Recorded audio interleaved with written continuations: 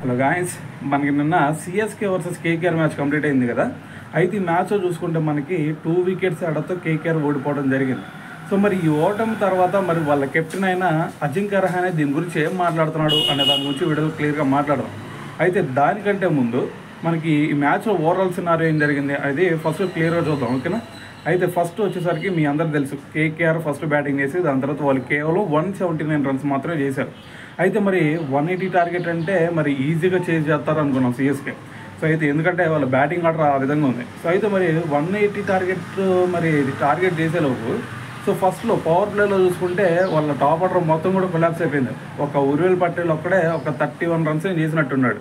So దాంట్లో కూడా ఒక 4 సిక్స్లు కొట్టాడు. సో అయితే అతను పక్కన పెడితే మిగతా అందరూ కూడా వరుసగా పెవిలియన్ వాడబెట్టారు. అయితే దాని తర్వాత మరి డెవాల్డ్ బ్రేవిస్కి అలాగే షెవన్ డూబేకి మధ్య ఏదైతే పార్ట్నర్షిప్ వచ్చిందో 67 రన్స్, అది కనుక రాకపోయినట్టయితే ఈరోజు కొలాప్స్ అయిపోయింది. మనకి కేకేఆర్కి ఇంకా ఛాన్సులు పెరిగాయి ప్లే ఆఫ్స్కి వెళ్తానికి. సో మరి దాని తర్వాత ఇక్కడ మరి ఎప్పుడైతే డెవాల్డ్ బ్రేవిస్ అవుట్ అయ్యాడో సో దాని తర్వాత ఎంఎస్ ధోని వచ్చాడు. సో ఎంఎస్ ధోనికి షెవన్ డూబేకి మధ్య కూడా 47 రన్స్ పార్ట్నర్షిప్ వచ్చింది. ఈ 2 పార్ట్నర్షిప్లే మ్యాచ్ సినారియో మొత్తాన్ని కూడా చేంజ్ చేసినాయి.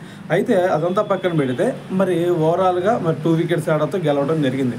అయితే ఓటమి తర్వాత మరి అజింక్య రహానే 2 విషయాలు చెబుతున్నాడు. ఒకటేంటంటే మరి బ్యాటింగ్లో కనుక మేము ఇంకో 10 రన్స్ ఎక్కువ చేసినట్టయితే సినారియో వేరేగా ఉండేది, ఖచ్చితంగా మేము గెలిచేవాళ్ళు అన్నాడు. అది కూడా నిజమనే చెప్పాలి, ఎందుకంటే మ్యాచ్ చివరి వరకు వచ్చింది. సో చివరి 19.4 అవర్స్ వరకు వచ్చింది.